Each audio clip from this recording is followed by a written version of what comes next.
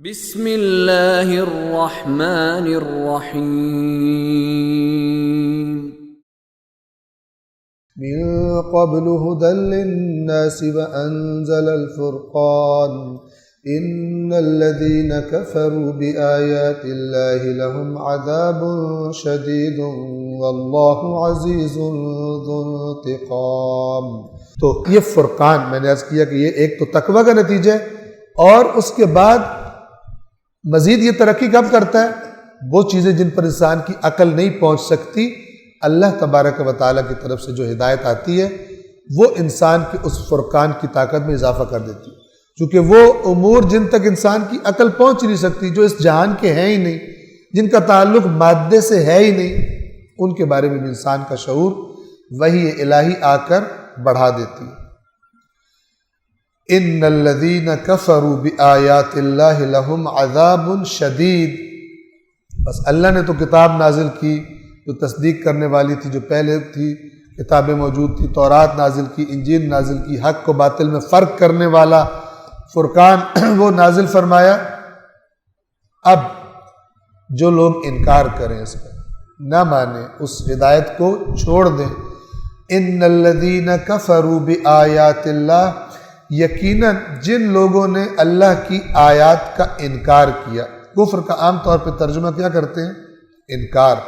یہ انکار دو قسم کے ہوتے ہیں، ایک ہوتا ہے کہ میں مانتا ہی نہیں ہوں قرآن کو، اور ایک ہوتا ہے میں مانتا ہی نہیں ہوں قرآن کی۔ ٹھیک ہے نا؟ جو کہے میں قرآن کو نہیں مانتا وہ تو کافر ہو گیا، اس کے لیے فوراً کفر کا فتویٰ صادر کرنے والے صادر کر دیں گے، صحیح فتویٰ برحق، اعلانیہ کہہ رہا ہے کہ میں نہیں مانتا۔ اور جو یہ کہتا ہے کہ میں مانتا ہوں قرآن کو لیکن قرآن کی باتیں نہیں مانتا، تو ان کو قرآن یہ کہتا ہے کہ دیکھو تم سے پہلے ایک قوم تھی جن کو ہم نے تورات دی تھی، وہ تورات کی کچھ باتوں کو مانتے تھے، اور جہاں ان کے مفادات سے ٹکراتی تھی تورات کی باتیں، وہاں تورات کا گھوڑ بھر جاتے تھے، وہ نہیں اس کی باتیں مانتے تھے۔ آپ کو یاد ہوگا پہلے سے پارے میں اللہ نے کیا فرمایا تھا؟ کیا تم کچھ کتاب کو مانتے ہو، ایمان رکھتے ہو، کچھ کا کفر کرتے ہو؟ تو وہاں اللہ نے ایمان اور کفر کو عمل سے ریلیٹ کیا تھا کہ تم اپنے یہودیوں کو فدیہ دے کے چھڑاتے ہو قید سے، یہ تمہارا ایمان ہے، اور جو تم انہیں قتل کرتے ہو اور گھروں سے نکال دیتے ہو وہ تمہارا کفر ہے۔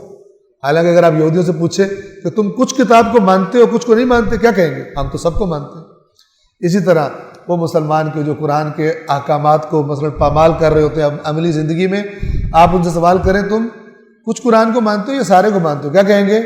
ہم سارے کو مانتے ہیں، ہماری مجال ہے ہم قرآن کے اندر مثلا کچھ کو مانیں کچھ کو نہ مانیں۔ لیکن یہ باتیں آخرت میں قابل قبول نہیں ہیں۔ آخرت میں عملی طور پر نہ ماننا قرآن کی بات کو، اس کفر کے اثرات آخرت میں سامنے آئیں گے۔ ایسے کافر پر کفر کا فتویٰ صادر نہیں کیا جاتا، اس کا کفر سامنے آئے گا کہاں؟ اس جہان میں۔ لہٰذا یہاں کوئی نماز نہ پڑھے، کہا ہے رسول پاک کا مشہور فرمان ہے، مومن مسلمان اور کافر میں فرق کیا ہے؟ نماز کا۔ لیکن جو نماز نہیں پڑھتا کوئی اسے کافر کہتا ہے؟ نہیں، اس کے کفر کا فتویٰ کوئی نہیں دیتا۔ لیکن بتایا جا رہا ہے کہ قرآن نے بتایا کہ جب جہنمیوں سے پوچھیں گے جنتی تم جہنم میں کیوں آئے، وہ کہیں گے ہم نمازی نہیں تھے، تب پتہ چلے گا کہ یہ کن کے ساتھ کھڑے ہیں؟ مومن، چونکہ مومن تو نہیں جائے گا جہنم میں، یہ چلے جائیں گے جہنم میں۔ لہذا قرآن مجید ظاہری چیزوں سے آگے دیکھنے کی انسان کو صلاحیت عطا کرتا ہے، اپنے باطن کا تجزیہ کرنے کی۔ باقی انسان تو انسانوں کے ظاہر کا تجزیہ کر سکتے ہیں، ان کے اعمال دیکھ، دلوں کا حال تو نہیں جان سکتے۔